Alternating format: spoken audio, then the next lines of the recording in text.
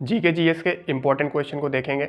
ये जो लेक्चर होगा ये सभी एग्ज़ाम के लिए मोस्ट इंपॉर्टेंट है, वो चाहे आपका आरपीएफ कांस्टेबल हो या एनटीपीसी हो या कोई सा भी एग्ज़ाम हो। यहाँ से श्योर आपको क्वेश्चन देखने को मिलेंगे, क्योंकि मैं आपको अपने नोट से क्वेश्चन बताऊंगा जो मैंने इसमें लिख रखा है, और ये कई बार एग्ज़ाम में ऑलरेडी पूछे गए हैं और आने वाले समय में पूछे जरूर जाएंगे। आपको विश्वास नहीं है तो आप ये पूरा वीडियो देख कर जाइएगा। यदि कोई एग्ज़ाम हो तो वहाँ पर आप देखोगे कि यहाँ से क्वेश्चन जरूर बनेंगे। देखिए, सबसे पहले मैं जो यहाँ पे डिस्कस करने वाला हूँ वो है राष्ट्रपति की आपातकाल शक्ति के बारे में। तो देखिए, संविधान में 3 प्रकार की आपातकाल की शक्ति होती है। पहला जो है अनुच्छेद 352, जो कि राष्ट्रीय आपातकाल से संबंधित है, इसको याद रखना है। उसके बाद है आपका अनुच्छेद 356, जो कि राज्य में राष्ट्रपति शासन से संबंधित है। और तीसरा जो है अनुच्छेद 360, ये वित्तीय आपातकाल से संबंधित है। कई बार एग्जाम में पूछा गया, ध्यान रखना है। वित्तीय आपातकाल कभी नहीं लगा है, यह भी याद रखना है। पूछ लिया जाता है कि वित्तीय आपातकाल कितनी बार लग चुका है, तो कभी नहीं लगा हुआ है। राष्ट्रीय आपातकाल 3 बार लग चुका है। और राष्ट्रीय आपातकाल लगता कब है? युद्ध के समय, बाह्य आक्रमण के समय और सशस्त्र विद्रोह के समय ये लगता है। उसके बाद 3 बार जो राष्ट्रीय आपातकाल लगा है वो कब कब लगा है? तो 1962 में लगा था भारत चीन युद्ध के समय, 1971 में लगा था भारत पाक युद्ध के समय, उसके बाद 1975 में लगा था आंतरिक अशांति के आधार पर। एकमात्र व्यक्ति जो 2 बार राष्ट्रपति बने हैं वो है राजेंद्र प्रसाद। और राजेंद्र प्रसाद जी कहाँ के रहने वाले थे? तो बिहार के रहने वाले थे। ये भी याद रखना है क्योंकि एग्जाम में पूछा गया है। पहली महिला राष्ट्रपति कौन है? तो प्रतिभा पाटिल है, याद रखिएगा। निर्विरोध जीतने वाले कौन से राष्ट्रपति थे? तो नीलम संजीव रेड्डी।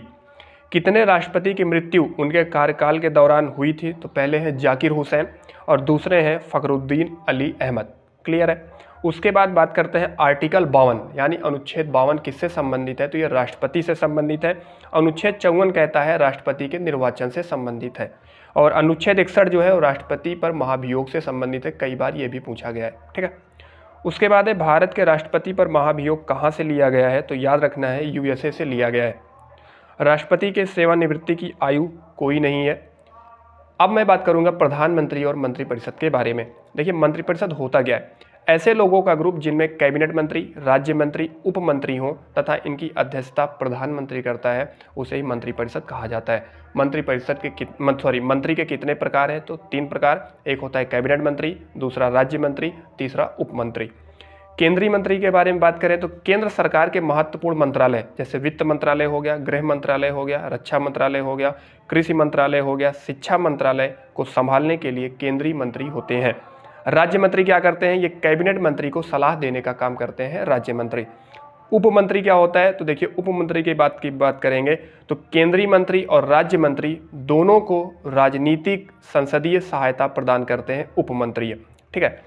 कभी कभी मंत्रिपरिषद में उप प्रधानमंत्री को भी शामिल किया गया है। तो कब कब? ध्यान रखिए, जब जवाहरलाल नेहरू प्रधानमंत्री थे तो उनके समय जो उप प्रधानमंत्री थे सरदार वल्लभ भाई पटेल जी थे। जब इंदिरा गांधी जी प्रधानमंत्री थी तो उनके समय जो उप प्रधानमंत्री थे वो मोरारजी देसाई जी थे। जब अटल बिहारी वाजपेयी प्रधानमंत्री थे तो उनके समय उप प्रधानमंत्री कौन थे? लाल कृष्ण आडवाणी जी थे। भारत के पहले उप प्रधानमंत्री कौन थे? तो सरदार वल्लभ भाई पटेल, याद रखना है। आर्टिकल 74 किससे संबंधित है? तो राष्ट्रपति की सलाह के लिए एक मंत्रिपरिषद होगा जिसका प्रधान प्रधानमंत्री होगा, ये आर्टिकल 74 कहता है। उसके बाद बात करते हैं आर्टिकल 75। तो देखिए, आर्टिकल 75 की यदि मैं बात करूं तो राष्ट्रपति प्रधानमंत्री की नियुक्ति करता है और प्रधानमंत्री की सलाह पर ही मंत्रिपरिषद की नियुक्ति करता है। आर्टिकल 75 याद रखिएगा। क्लियर है। उसके बाद आर्टिकल 75(3) क्या कहता है? मंत्रिपरिषद सामूहिक रूप से लोकसभा के प्रति उत्तरदायी होता है। कई बार पूछा गया है कि सामूहिक रूप से मंत्रिपरिषद किसके प्रति उत्तरदायी होता है? तो लोकसभा के प्रति उत्तरदायी होता है। मंत्रिपरिषद व्यक्तिगत रूप से राष्ट्रपति के प्रति उत्तरदायी होता है। देखिए, मंत्रिपरिषद व्यक्तिगत की बात आएगा तो राष्ट्रपति के प्रति, सामूहिक की बात आएगा तो किसके प्रति? तो वो आपका लोकसभा के प्रति हो जाएगा। आर्टिकल 78 क्या कहता है? प्रधानमंत्री के कर्तव्य के बारे में बताता है आर्टिकल 78।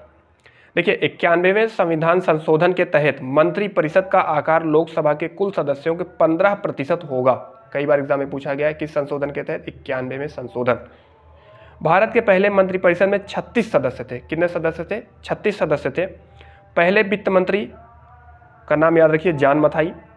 पहले शिक्षा मंत्री कौन थे? अबुल कलाम आजाद जी थे। पहले कानून मंत्री कौन थे? भीमराव अंबेडकर जी थे। क्लियर है बात? तो आज के लिए डिस्कशन इतना ही रखेंगे। वीडियो कैसा